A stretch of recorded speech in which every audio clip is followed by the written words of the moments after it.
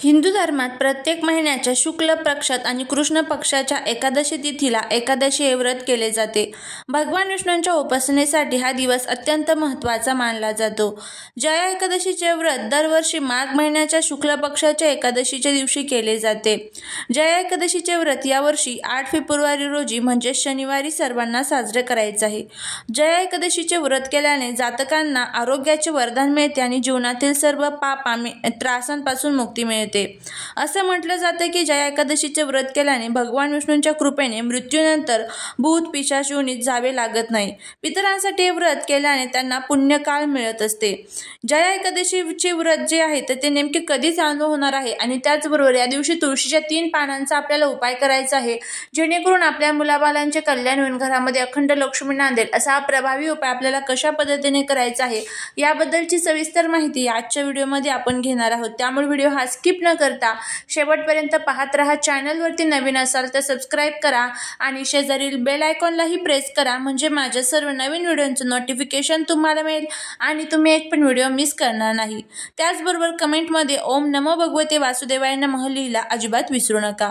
माघ महिन्याच्या शुक्ल पक्षातील एकादशी तिथीला 7 फेब्रुवारी रोजी रात्री 9:26 सुरू होईल आणि दुसऱ्या दिवशी 8 फेब्रुवारी रोजी रात्री 8:15 संपेल। अशा तऱ्हेने उदयाने तिथीनुसार 8 फेब्रुवारी 2025 रोजी जया एकादशी साजरी केली जाणार आहे। जया एकादशीच्या दिवशी वैधृती योग आणि रवी योग तयार होत आहे। या काळात धार्मिक कामे शुभ मानली जातात।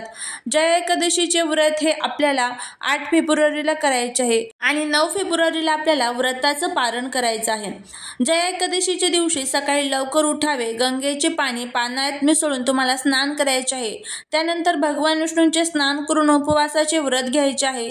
एका छोट्या पाटावरती तुम्हाला पिवळे कपडे टाकायचे आहे, त्यावरती लक्ष्मीनारायणाची मूर्ती स्थापित करायची आहे। विष्णू आणि देवी लक्ष्मीला फळे, पिवळी फुले, धूप, दीप, अगरबत्ती, नैवेद्य, प्रसाद अर्पण करायचा आहे। त्यानंतर तुम्हाला या दिवशी विष्णूला तुळस आणि तीळ अर्पण करायचे आहे। यानंतर विष्णूंच्या बीज मंत्रांचा जप करायचा आहे। ओम नमो नारायणाय नमः या मंत्राचा जप करायचा आहे। विष्णू 40 आणि विष्णू सहस्रनामचे पठण करायचे आहे। शेवटी देवी लक्ष्मी आणि विष्णूंसह सर्व देवी देवतांची आरती करायची आहे। संध्याकाळी भगवान विष्णूंची पूजा करून भजन कीर्तन करायचे आहे। दिवसभर फलदायी व्रत करायचे आहे आणि दुसऱ्या दिवशी द्वादशी तिथीला व्रत पूर्ण करायचे आहे। पारण करण्यापूर्वी ब्राह्मणाला अन्न देऊन मग दान धर्म करायचा आहे आणि नंतरच तुम्हाला हे जे व्रत आहे तर ते सोडायचं आहे। अशा पद्धतीने हे संपूर्ण जया एकादशीचं जे व्रत आहे तर ते तुम्हाला करायचं आहे। आता तुम्ही उपवास करत असाल किंवा उपवास करत नसाल तर या दिवशी तुम्हाला एक अतिशय प्रभावी असा उपाय करायचा आहे। आपल्याला तुळशीचे 3 पानं जे आहेत तर ते इथे अर्पण करायचे आहे, जेणेकरून आपल्या जीवनातील जे काही दुःख, दोष, दारिद्र्य, अडचणी आहेत तर त्या दूर होतील।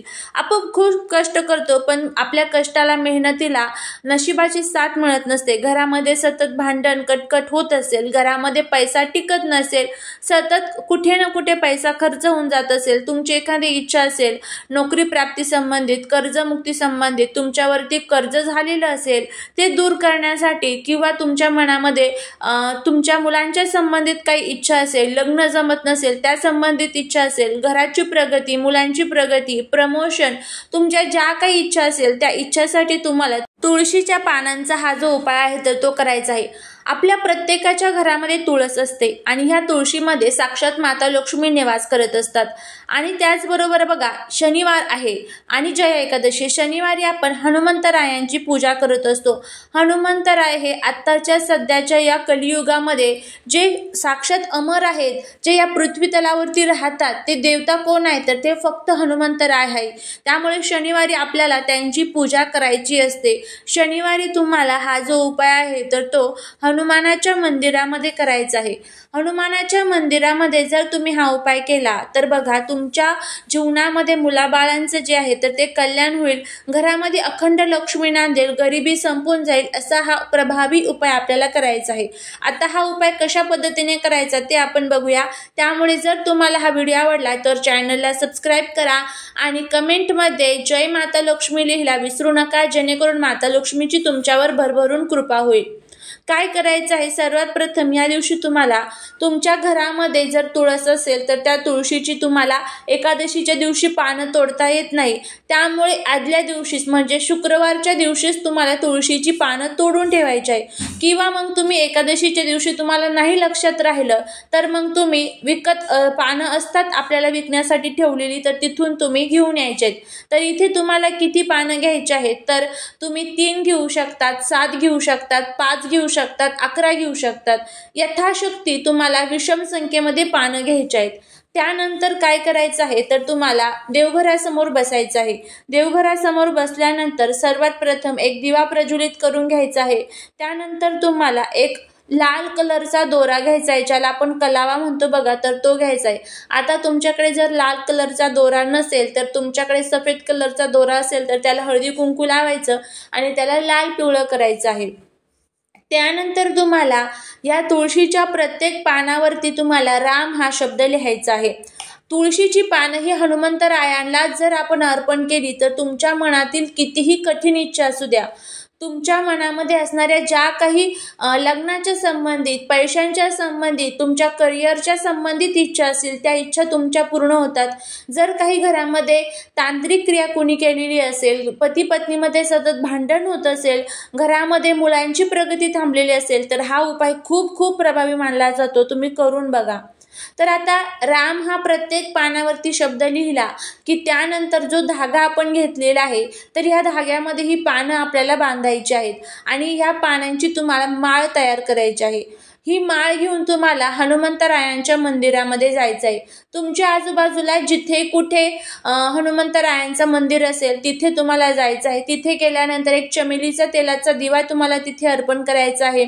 आणि बघा, आपण प्रभू श्रीरामांचं नाव घेऊन ही जी माळ आहे तर ती हनुमंतरायांना अर्पण करायची आहे आणि तुमच्या मनातील जी काही इच्छा असेल तर ती इच्छा तुम्हाला तिथे व्यक्त करायची आहे. व्यक्त करत असताना तुम्हाला तुमचं नाव सुद्धा सांगायचं आहे. हनुमंतरायांना तुम्हाला प्रार्थना करायची आहे. तर अशा पद्धतीने हा उपाय करायचा आहे.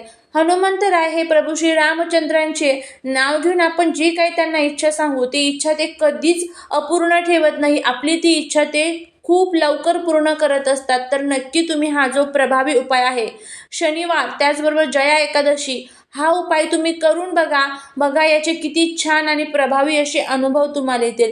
घरातील सर्व दुःख, दारिद्र्य, दोष, अडचणी दूर होतील आणि त्याचबरोबर घरावरती, कुटुंबावरती जे काही अडचणी येत आहेत तर त्या दूर होतील. घरात अखंड लक्ष्मी नांदेल, पैशांच्या अडचणी राहणार नाही, गरिबी संपून जाईल किंवा आजारपण सतत घरामध्ये असेल तर ते देखील दूर होईल. तर अशा पद्धतीने तुम्हाला हा जो उपाय आहे तर तो करायचा आहे. तर तुम्ही नक्की करून बघा, फायदा होईल. झालेली सेवा ही महाराजांच्या चरणी रुजू करते. श्री स्वामी समर्थ.